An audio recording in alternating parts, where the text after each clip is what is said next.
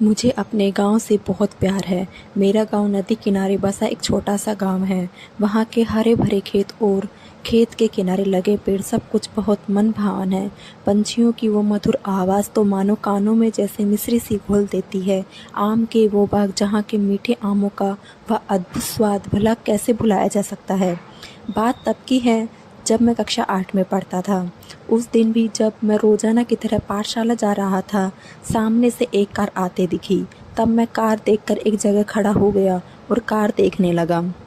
मुझे कार बचपन से ही बहुत पसंद है। घर में तो कार नहीं थी, इसलिए जब कोई कार देखता तो कार देख जी बहला लेता था। मैं नहीं जानता था तब कार कितने रुपए में आती है, इसलिए नादानी में पापा से कहता, पापा हम भी कार खरीदेंगे। पापा मेरे सिर पर प्यार से हाथ रखते और कहते, बस तुम पहले खूब मन लगाकर पढ़ाई करो और बड़े आदमी बन जाओ, तब हम एक नहीं दो दो कार खरीदेंगे। मैं कहता था, तब तो मैं खूब पढ़ूंगा पापा। सामने से आ रही कार मेरे पास आकर रुक गई। कार का ग्लास नीचे कर उसमें से एक सज्जन ने मुझसे पता पूछा। मैंने उन्हें रास्ता बता दिया और फिर वो चले गए। मैं कुछ देर वहीं खड़ा रहा, जाती हुई कार देखता रहा। शाम को जब पाठशाला से घर पहुंचा, मैंने देखा एक लड़की मेरी छोटी बहन के साथ खेल रही है।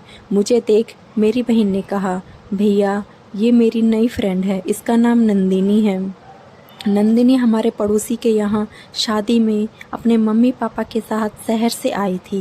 सुबह जो कार मुझे मिली थी वह उसी की ही कार थी।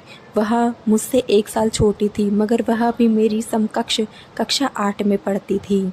हम दोनों एक ही क्लास में पढ़ते थे, इसलिए अक्सर हम दोनों में पढ़ाई से संबंधित चर्चा होती रहती थी। यही वजह थी हम थोड़े ही समय में अच्छे दोस्त बन गए थे। मैंने अपना गांव दिखाया। वह गांव देख बहुत प्रसन्न हुई। उसने मुझे बताया उसने अब तक केवल गांव के बारे में सुना या पढ़ा था। गांव में वह पहली बार आई थी। कुछ दिन में वह शादी हो गई जिसके लिए वह आई थी। अब उसके जाने का समय आ गया था।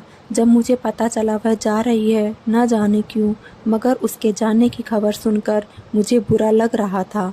मैं सोच रहा था जाने से पहले वह मुझसे मिलने आई और मुझसे बातें भी की। उसने मुझसे कहा, तुमसे मिलकर बहुत अच्छा लगा। तुमसे दूर जाते हुए मुझे अच्छा नहीं लग रहा। मैंने कहा, मुझे भी तुमसे मिलकर अच्छा लगा। अब कब आओगी तुम? नंदिनी ने कहा, ये तो नहीं पता, लेकिन मैं तुम्हें याद करूँगी। मैंने कहा, मैं भी तुम्हें याद करूँगा। फिर वह चली गई। कुछ दिन उसकी बहुत याद आई। मेरा गांव में कहीं जाने का मन नहीं करता था। पाठशाला से घर और घर से पाठशाला जाना, बस मैं इतना ही घर से बाहर निकलता था। तब पापा मेरी ऐसी हालत देख मुझे एक दिन समझाया। उन्होंने मुझसे कहा, बेटा तुम एक अच्छे बच्चे हो, तुम्हें यह सब शोभा नहीं देता। कहते हैं अगर इरादे नेक हों तो सब मनोरथ एक दिन अवश्य पूरे हो जाते हैं, पर तुम अभी छोटे हो, इसलिए अभी जैसे तुम्हारी अवस्था है तुम्हें वैसा ही कार्य करना चाहिए। पापा की बातों में कुछ तो जादू था। कुछ ही समय में सब पहले की तरह सामान्य हो गया। मैंने 12वीं के बाद पीएमटी की परीक्षा दी। उसमें मेरी अच्छी रैंक आई और मुझे दिल्ली के अच्छे मेडिकल कॉलेज में दाखिला मिल गया।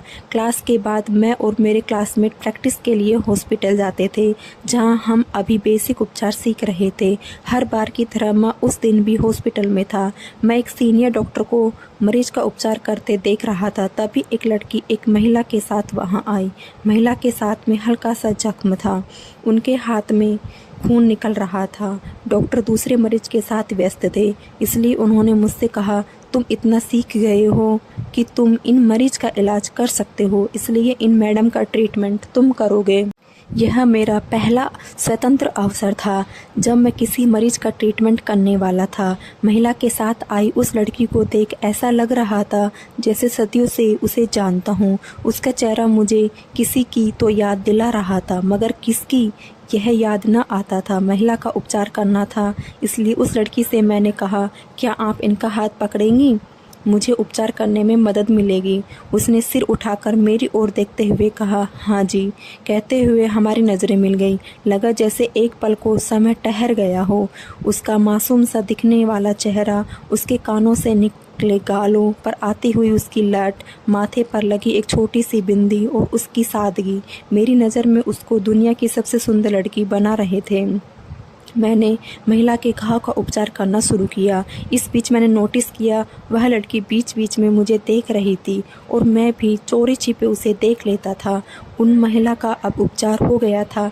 मैंने उस लड़की को अपने सीनियर डॉक्टर से पूछकर दवाइयाँ लिख कर दी और उसे बताया दवाई कैसे और कब देना है। उसने जाते समय मुस्कुराते हुए मुझे थैंक यू कहा। फिर वह लड़की महिला के साथ चली गई। उस रात उसका चेहरा मेरे दिमाग में घूमता रहा और सोचता रहा क्या वह कल भी आएगी।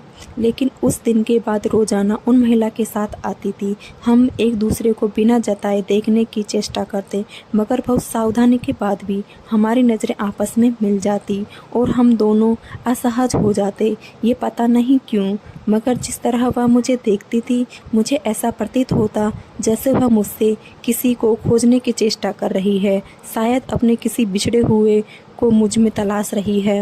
इस तरह यह सिलसिला चलता रहा। बात करने की पहल कौन पहले करे, यह हिम्मत अब तक हम दोनों में से कोई भी नहीं जुटा पाया था।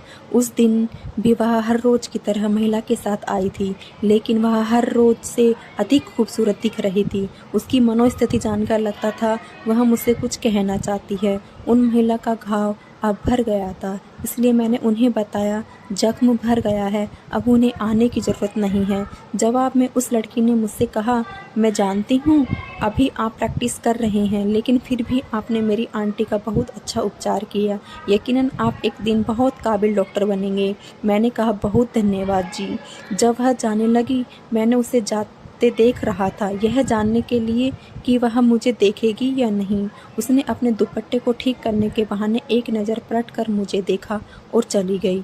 उसकी एक नज़र में न जाने क्या बात थी, मुझे जैसे दुनिया की हर खुशी मिल गई। कहानी अच्छी लगी हो तो वीडियो का अगला पार्ट देखने के लिए वीडियो को लाइक करें, शेयर करें और सब्सक्राइब करें।